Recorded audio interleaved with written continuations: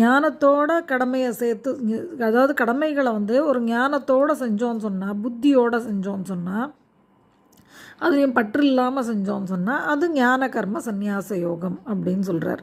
So அதை நம்ம பார்க்கலாம். இப்போது ஃபஸ்ட் எடுத்த உடனே இவர் அர்ஜுனருக்கு தான் இது இதுவுமே சொல்லிட்டு வரார். அதை நம்ம இப்போ தெரிஞ்சுக்கிறோம். அதன் மூலமாக நம்மளும் தெரிஞ்சுக்கலாம் அந்த விஷயத்தெல்லாம். ஸோ இதில் இப்போ பகவான் ஸ்ரீகிருஷ்ணர் என்ன சொல்கிறாருன்னா, அழிவில்லாத யோகம், இந்த அழிவில்லாத யோகம், இதை நான் முதல்ல சூரியனுக்கு சொன்னேன் அப்படின்னு சொல்கிறார். நான் சூரியனுக்கு தான் முதல்ல இதை சொன்னேன். இது ஒரு அழிவில்லாத யோகம் அப்படின்னு சொல்கிறார். சூரியன் தன்னோட பையன் புதல்வன் வைவஸ்வத மனுவுக்கு சொன்னார் அப்படின்னு சொல்கிறார். வைவஸ்வத மனு தன்னுடைய புதல்வன் இஷ்வாகு மன்னனுக்கு சொன்னார். இது மாதிரி தலைமுறையாக இந்த யோகம் பற்றி எல்லாரும் சொல்லிட்டு வராங்க. நீ என்னோட பக்தன் ப்ளஸ் நண்பன், friend as well as devotee. அதனால் உனக்கு நான் இப்போ இந்த ரொம்ப பழமையான யோகம் இதை இன்றைக்கி உனக்கும் நான் சொல்லின்னு இருக்கேன்.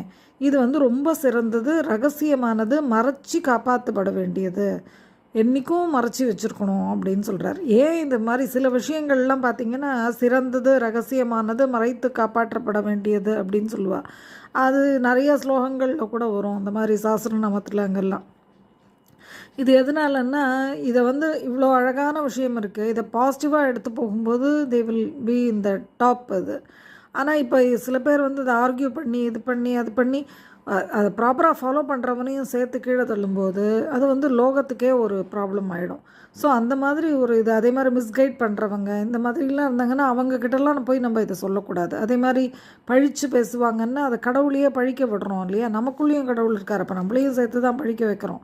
ஸோ இது மாதிரி பல விஷயங்கள் இதெல்லாம் ஆகக்கூடாது. ஏன்னா இதெல்லாம் ரொம்ப முக்கியமான ஒரு விஷயம், ரொம்ப சிறந்தது. அதனால் இது ரகசியமானது, மறைத்து காப்பாற்றப்பட வேண்டியது அப்படின்னு சொல்கிறார். ஸோ இப்போ அர்ஜுனருக்கு ஒரு டவுட்டு. ஓகே, இதெல்லாம் ஓகே தான், ஆனால் கிருஷ்ணா நீ இப்போ தானே பிறந்த, உன்னோட பிறப்பு இப்போ தானே வந்தது, அப்போ கல்பத்தோட ஆரம்பத்திலேயே இருந்த சூரியனுக்கு நீங்கள் எப்படி சொல்ல முடியும் அப்படின்னு கேட்குறார். நான் சூரியனுக்கு முதல்ல சொன்னேன் அப்படின்னு சொல்கிறீங்களே, அதுக்கப்புறம் வழியாக வந்ததுன்னு சொல்கிறீங்களேன்னு இவருக்கு ஒரு டவுட்டு கேட்குறார். அப்போ இவர் சொல்கிறார், ஸ்ரீகிருஷ்ணர் சொல்கிறார், எதிரிகளை வாட்டும் அர்ஜுனா, நீ உனக்கு புரியல, நம்ம 2 பேரும் பல பிறவிகள் எடுத்துட்டோம். இதோட நான் இப்போ புதுசாக பிறக்கலை, நீயும் இப்போ பிறக்கலை, உனக்கு தெரியாது அந்த விஷயம், ஆனால் எனக்கு தெரியும். ஏன்னா நான் பிறப்பில்லாதவன், அழிவில்லாதவன், உயிரினங்களுக்கு ஈஸ்வரன். நான் பிரகிருதியை வசப்படுத்தி நான் என்ன பண்ணுறேன்னா யோக மாயையால் அப்பப்போ வெளிப்படுறேன். யுகம்